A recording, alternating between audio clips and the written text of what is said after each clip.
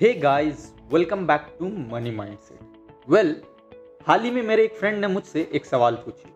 वो सवाल ये था कि अगर वो मंथली बस 1,000 ही सेव कर पाता है, क्या वो करोड़पति बन सकता है? ये सुनने के बाद मैं सोचने लगा कि यार 1 करोड़ कमाने के लिए 1,000 रुपये मैं हर मंथ जोड़ रहा हूँ। अगर 12 महीने भी जोड़ता हूँ तो बस 12,000 ही होते हैं। अगर 10 साल भी जोड़ूँ तो भी सिर्फ 1,20,000 होता है। अगर ये पूरी जिंदगी भी करे इंसान तो भी ये 1 करोड़ नहीं हो पाएगा। अगर आप ज़्यादातर लोगों की तरह सोचोगे तो आपको भी यही आंसर मिलेगा कि इट इज़ नॉट पॉसिबल। अगर आप ये वीडियो लास्ट तक देखते हो तो आप ये ज़्यादातर लोगों वाली कैटेगरी में नहीं रहोगे। मैं आपको अभी एक मैजिक दिखाऊंगा। वो मैजिक ये है कि ये हो सकता है। तो अब आप बोलोगे ये सिंपल मैथमेटिक्स से तो नहीं हो सकता है, फिर कैसे हो सकता है?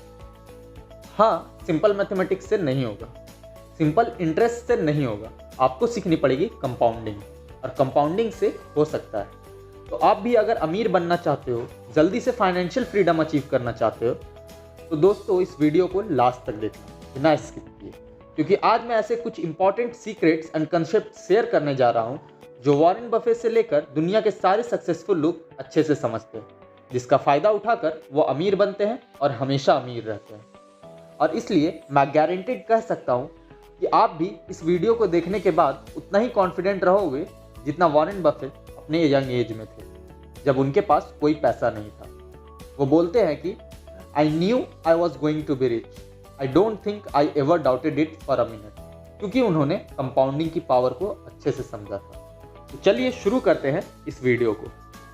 तो दोस्तों इस वीडियो को मैंने 2 पार्ट्स में डिवाइड किया। सबसे पहले हम समझेंगे force of compounding and then समझेंगे कंपोनेंट्स ऑफ कंपाउंडिंग, ताकि आप भी अपनी लाइफ में सही फाइनेंशियल डिसीजंस ले पाएं।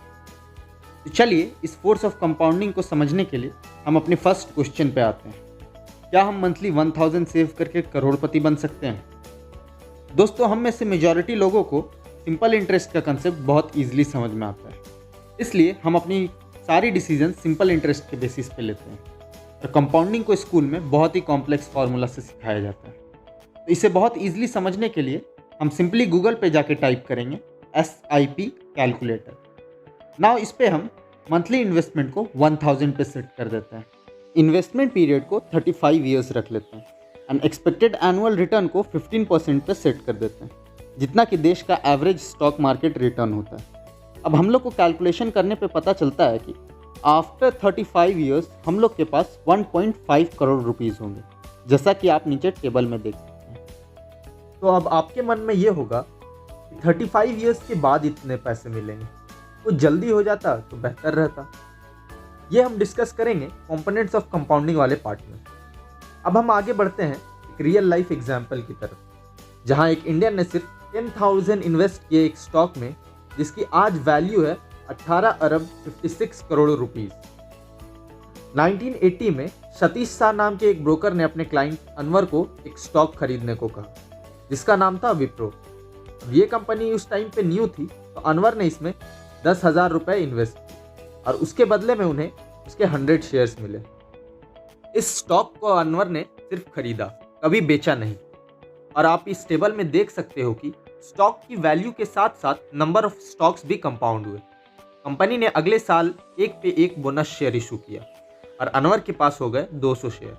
कंपनी ने 4 साल बाद फिर से बोनस शेयर इशू किया और इसी तरह से देखते ही देखते अनवर के पास हो गए 2.5 करोड़ शेयर इस कंपनी के, जबकि रियलिटी में उसने बस 100 ही शेयर्स खरीदे थे।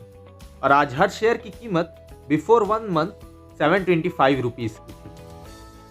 तो इस हिसाब से अनवर के पास करीब 18 अरब 56 करोड़ रुपीज़ हो गए।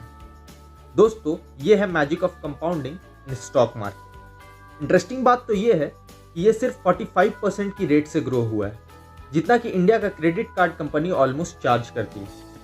इसलिए जब यंगस्टर्स इस क्रेडिट कार्ड के जाल में पड़ते हैं तो उन्हें इसका इंटरेस्ट पे करना बहुत भारी पड़ता है, क्योंकि वो कंपाउंडिंग को समझते नहीं हैं और वो उसके खिलाफ चले जाते हैं। इस साल 21 जनवरी को विप्रो ने सिर्फ 1 रुपये का डिविडेंड पे किया और इस इन्वेस्टर को मिले 2.5 करोड़ रुपए सिर्फ 1 साल में।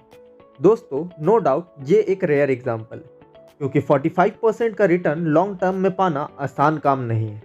बट मैं आपको बस कंपाउंडिंग की ताकत बताना चाह रहा था। Now let's move to the second part of this video, components of compounding.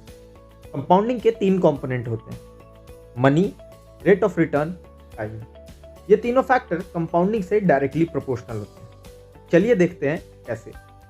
Money, जितना ज़्यादा हमारा अमाउंट इन्वेस्टेड रहेगा किसी भी चीज़ में, उतना ज़्यादा रिवॉर्ड के चांसेस होते हैं। फॉर एग्जाम्पल, 2 दोस्त प्रेम रतन, दोनों ने मिलकर रिसर्च करने के बाद एक कंपनी में इन्वेस्ट किया। प्रेम ने इन्वेस्ट किए 10,000 पर मंथ और रतन ने 5,000 पर मंथ। कंपनी ने एक एवरेज रिटर्न दी 15% की। नाउ आफ्टर 25 ईयर्स चलिए देखते हैं इनके पास कितने पैसे हुए। प्रेम के पास थे 3 करोड़ रुपए, जबकि उसने सिर्फ 30 लाख की इन्वेस्टमेंट की, और रतन के पास थे 1.5 करोड़ रुपीस और इसकी इन्वेस्टेड अमाउंट थी 15 लाख। तो दोस्तों, इससे हम यह बोल सकते हैं कि जितना ज़्यादा अमाउंट इन्वेस्ट होगा, रिवॉर्ड भी उतना ही ज़्यादा मिलेगा। अब बचते हैं हमारे 2 मेजर फैक्टर्स, जो कि मेन पार्ट है इस वीडियो का, rate of return and time. चलिए हम एक दूसरे एग्जाम्पल से रेट ऑफ रिटर्न को थोड़ा डिटेल में समझते हैं, और ये भी बहुत लोगों के लिए बहुत शॉकिंग होगा। मान लीजिए 2 फ्रेंड्स हैं, प्रेम रतन, दोनों 25 साल के हैं और दोनों के पास 10 लाख रुपीज सेव्ड है। ये दोनों अपने पैसों को सबसे सेफ एंड सबसे अच्छी जगह पे इन्वेस्ट करना चाहते हैं। तो पहला फ्रेंड प्रेम अपने पैसों को 2 जगह इन्वेस्ट करता है। पहले 5 लाख को वो एक एफडी में इन्वेस्ट करता है और दूसरे 5 लाख को वो गोल्ड में डालता है। अब रतन भी अपने 10 लाख को 2 हिस्सों में डिवाइड करता है।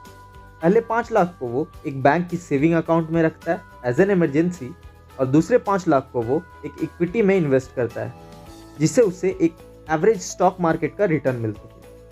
अब थोड़ा फास्ट फॉरवर्ड करते हैं और 20 साल बाद आप गेस कर सकते हो कि इन दोनों की इन्वेस्टमेंट की वैल्यू कितनी हुई होगी।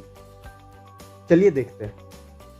प्रेम को एफडी से मिला 7% का इंटरेस्ट, जिससे उसके 5 लाख की वैल्यू हो गई 18 लाख, और गोल्ड से उसको मिला 9% का रिटर्न, तो उसके गोल्ड की वैल्यू हो गई 25.7 लाख की। क्योंकि गोल्ड का लॉन्ग टर्म का रिटर्न 8 to 9% का ही होता है, तो प्रेम की 10 लाख की इन्वेस्टमेंट 43.7 लाख की हो गई।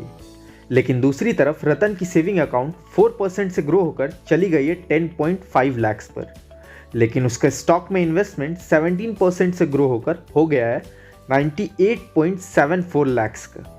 तो उसके 10 लाख की इन्वेस्टमेंट की वैल्यू अब लगभग 1.10 करोड़ रुपीस की हो गई है। तो दोस्तों, ये है अमीर बनने का राज, सही एसेट एलोकेशन, जिसको फाइनेंशियल इंडस्ट्री के लोग कॉम्प्लिकेटेड बनाकर आपसे आपके पैसे ले लेते हैं। अगर आपके पास एक इमरजेंसी फंड है, तो आपको कोई फालतू स्कीम्स में जहाँ पे 8-10% का रिटर्न मिले लेने की ज़रूरत नहीं है। Finance sectors and banks policy and ULIP के नाम पर आपके पैसों को कम कर देते हैं। वो आपकी वेल्थ को सही रेट से ग्रो नहीं होने देते हैं। फाइनली चलिए अब हम कंपाउंडिंग के तीसरे कंपोनेंट को अच्छे से समझते हैं। हम वही 2 फ्रेंड्स प्रेम एंड रतन का एग्जाम्पल लेते हैं। दोनों 20,000 का SIP करने का प्लान करते हैं टिल देयर 40th बर्थडे। बस दोनों में फ़र्क इतना है कि प्रेम 25 की एज में इन्वेस्टमेंट शुरू करता है और रतन 20 की एज में। मतलब रतन ने 20 साल तक इन्वेस्टमेंट किया और प्रेम ने 15 साल तक।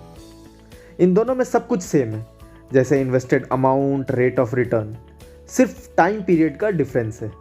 अब आप यहाँ देख सकते हो कि रतन ने टोटल 48 लाख की इन्वेस्टमेंट की और प्रेम ने 36 लाख की। तो रिटायरमेंट के टाइम पे यानी 40th बर्थडे पे उनके पास कितना पैसा हुआ होगा। रतन की इन्वेस्टमेंट की वैल्यू हुई है लगभग 2.3 करोड़ और प्रेम की इन्वेस्टमेंट की वैल्यू होती है 1.15 करोड़। दोनों ने लंबे समय तक इन्वेस्ट किया, बट प्रेम के पास रतन के कंपैरिजन में हाफ अमाउंट है। ये है 5 साल के डिले का लॉस। तो दोस्तों, अब आप देख सकते हो कि टाइम कितना इम्पॉर्टेंट होता है कंपाउंडिंग में। लोग कंपाउंडिंग के पावर को समझते नहीं हैं और उसके अगेंस्ट चले जाते हैं और लोन लेते हैं। आने वाली वीडियो में हम डिस्कस करेंगे कि कैसे middle class and poor class people loans and insurance policy में फंसकर अपनी वेल्थ को डिक्रीज कर देते हैं और इन सब चीज़ों से कैसे बचा जा सकता है। एल्बर्ट आइंस्टाइन कहते हैं कि कंपाउंडिंग दुनिया का 8th वंडर है। जो इसे समझेगा वो इसे अपने फ़ायदे के लिए यूज़ करेगा और जो नहीं समझेगा वो इसे पे करेगा। तो दोस्तों, उम्मीद है आपको इस वीडियो से कुछ सीखने को मिला होगा। अगर मिला है तो इस वीडियो को लाइक कर दो ताकि हम आगे और ऐसी वीडियोस बना सकें। और चैनल पे नए हो तो ऐसे ही यूज़फुल कंटेंट के लिए हमें ज़रूर सब्सक्राइब करें। आपका वैल्यूएबल टाइम देने के लिए thank you and good bye.